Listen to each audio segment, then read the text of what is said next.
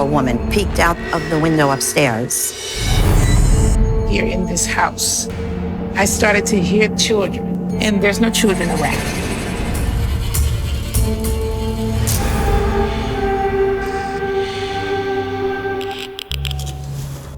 Hi, Nene. How are you?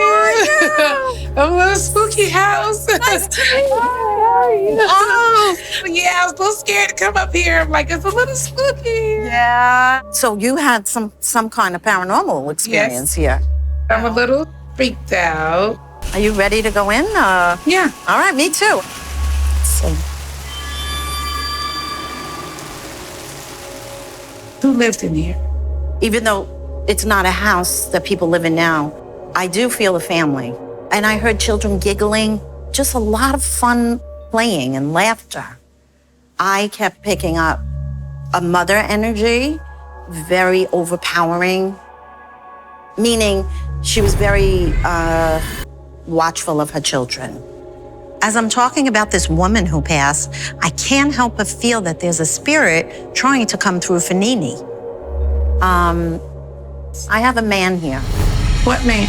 When he was alive, he walked like with a limp. Do you recognize the man with the bad legs or the back? And he couldn't walk? I think bad back. Okay. He walked with a walker. By any chance, is his name Eddie? Oh, are you serious? Breathe. You're giving me the chills. I mean, I don't play with me. He's here. I don't think he's your father, but he loves you like a daughter.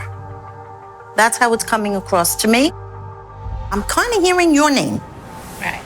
Similar, like Nina, not Nene. Who is that to him? They adopted us, her and Eddie, and raised me and my brother. Don't make me Take a breath. You just came up with that. This is what I do. Yeah. Actually, somebody else is coming through for you.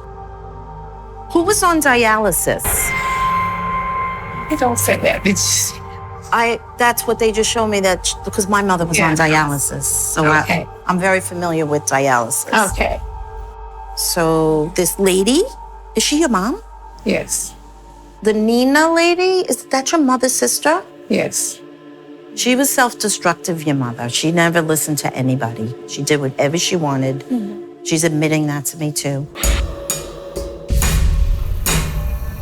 This is where I want to go. That lady, this is where I saw her peeking out. Oh. I just heard a name. What? I heard Mary. She's showing herself to me sitting right there. Mary just showed me. She said, look, I sew bells on her clothes so that I know where she is at all times, so that she can hear her. Mm-hmm. There's something about Mary and this little girl and this house. I'm being drawn beyond those doors. I keep getting this vision of you. You were very isolated in school, almost looking at other kids playing. I got you like a little angry too. Yes, it makes sense. I still feel that. I probably missed out on my mom just being there at special times, events. I was very active in school. I cheered, I played basketball, I was in pageants, everything. And she was never at any of the things.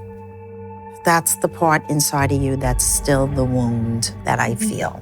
Mm-hmm. And there's something connected with the reason you're hearing these children.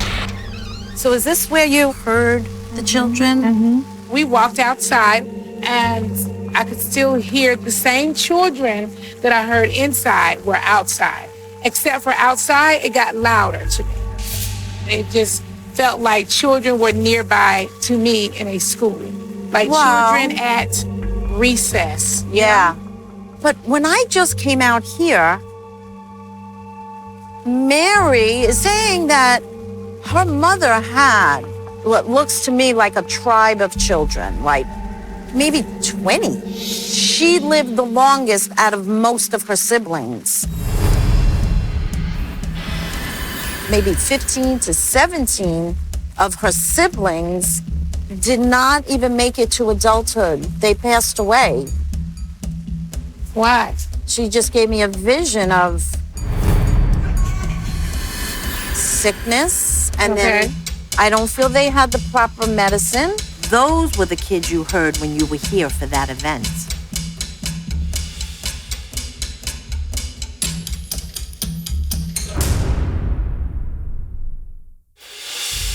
I just asked her, why were you the only one that heard that child play? The way she's showing it, it was like they wanted you to hear them. The reason why they appeared to you, they were luring you to go play with them. They wanted you to feel childlike again. There was this innocence that they had that at that age you didn't have. I definitely didn't have it. My mom gave me to my aunt when I was 3. And then as we got older, my brother and I go back and forth from Georgia to New York every year, every summer.